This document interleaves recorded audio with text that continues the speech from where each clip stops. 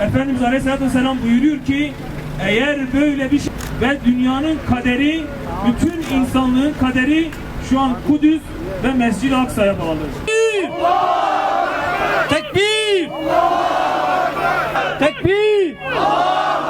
Şimdi Kur'an-ı Kerim'i okuması için Abdülhakim Bilmez hocamızı buraya davet ediyoruz. Mineşşeytanirracim. Bismillahirrahmanirrahim. Ya eyyühellezine amenu la tettehizul kafirine evliya min dunil mu'minin. Bugün Kudüs işgal altındadır. Bu işgal geçici bir güvenlik uygulaması değil, sistematik, planlı ve ideolojik bir planın sonucudur. Yerleşim adı altında gasp edilen topraklar, gece yarısı basılan evler, zorla göç ettirilen aileler, tutuklanan çocuklar ve kutsal mekanlara yapılan sistematik baskılar hiçbiri tesadüf değildir. Tekrardan söylüyoruz. Bunlar Siyonist İsrail'in sürdürdüğü işgal politikaların ve Siyonist yayılmacı anlayışın doğrudan sonucudur. İsrail bir işgal rejimidir. Ne acıdır ki bu işgal uluslararası hukuka rağmen sürdürülmektedir. Bugün bu işgal ve bu zulmü sadece anlatılardan değil, sosyal medyadan, ulusal ve yerel gazetelerin manşetlerinden çok net şekilde görebilirsiniz.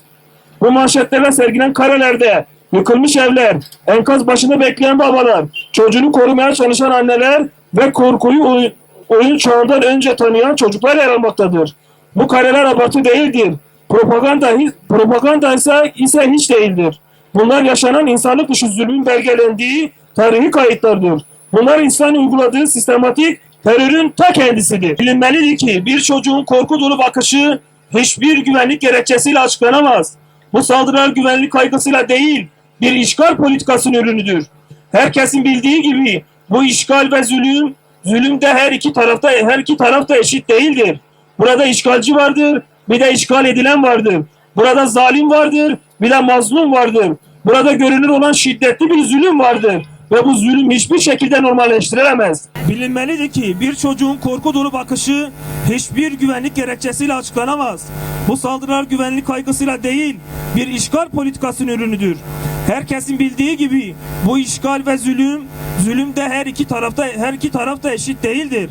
Burada işgalci vardır, bir de işgal edilen vardır. Burada zalim vardır, bir de mazlum vardır. Burada görünür olan şiddetli bir zulüm vardır ve bu zulüm hiçbir şekilde normalleştirilemez. Özellikle şunu ifade etmek zorundayız. Bugün Kudüs'te yaşanan acının Gazze'de yaşanandan bağımsız olmadığını çok iyi biliyoruz. Gazze uzun süredir hiç açık bir abluk altında, karadan, havadan ve denizden kuşatılmış bir halkın hayatta kalma mücadelesidir. Elektriksiz kalan hastaneler, ilaç bulamayan yaralılar, temiz suya ulaşamayan çocuklar, soğuk kış şartlarıyla mücadele edilen bir halk. Böyle düşünüyoruz. Bunlar bir kriz değil, bir bilinçli olarak sürdürülen bir insanlık dışı bir zulmün sonucudur. Enkaz başında bekleyen anneler, kucağında cansız evladını taşıyan babalar, okula değil, ölüme giden çocuklar. Daha ne diyelim?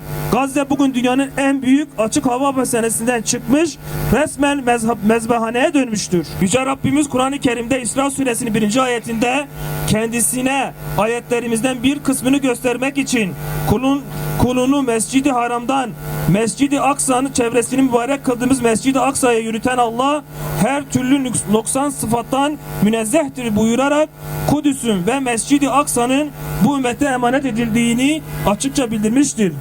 Bu emanetin etrafında yaşanan her acı sadece bir coğrafyanın değil, ümmetin ortak acısıdır. Resulullah sallallahu aleyhi ve sellem şöyle buyurmuştur. Yolculuk ancak 3 mescid için yapılır. Mescid-i Haram, benim mescidim ve Mescid-i Aksa'ya buyurarak Mescid-i Aksa'nın ümmet nezdindeki yerini asırlar öncesinden ilan etmiştir. Kudüs'te, Gazze'de aynı imanın, aynı emanetin ve aynı direnişin adıdır. Ayrıca Siyonist işgal sadece bir siyasi tutum değil, başkasının toprağını, kimliğini ve hafızasını silmeyi hedefleyen bir katil şebekesidir. Bu anlayış Mescid-i Aksa'yı kuşatıyor. Kudüs'ü kimliğinden koparıyor. Filistin'i kendi yurdundan yabancı ilan ediyor. Ve maalesef dünya uzun süredir bu zulmü izlemekle yetiniyor. Sessizlik bir işgalin en büyük destekçisidir. Ey ümmet! Kudüs meselesi sadece Filistinlerin meselesi değildir. Bu ümmetin izzet meselesidir. Bugün Kudüs düşerse yarın başka kutsallarımız da düşer. Bugün zulme alışılırsa yarın adaletin ismi bile anılamaz olur. Ama şunu unutmayalım. Ümmet olmak için bilinçlenmek, doğru zamanda, doğru yerde durabilmek ve mücadeleci bir duruş sergilemek gerekir. Buradan açık ve net çağrımız vardır. İsrail'in işgal politikaları artık görmezden gelinemez. Siyonist işgal bölgeden değil, bölgesel değil, büyük bir tahdit haline gelmiştir. Uluslararası hukuk güçler için değil, mazlumlar için vardır.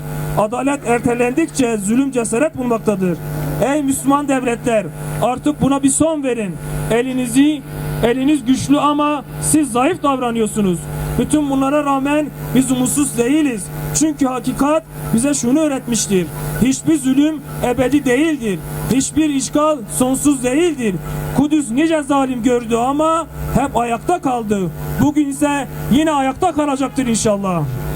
Allahümme salli ala seyyidina Muhammedin ve ala ali seyyidina Muhammed. Hamd alemlerin Rabbi Allah'a mahsustur. Salat ve selam alemlere rahmet olarak gönderilen Efendimiz, önderimiz Hazreti Muhammed Mustafa'ya, onun âline, ashabına ve kıyamete kadar onun yolunu izleyenlerin üzerine olsun.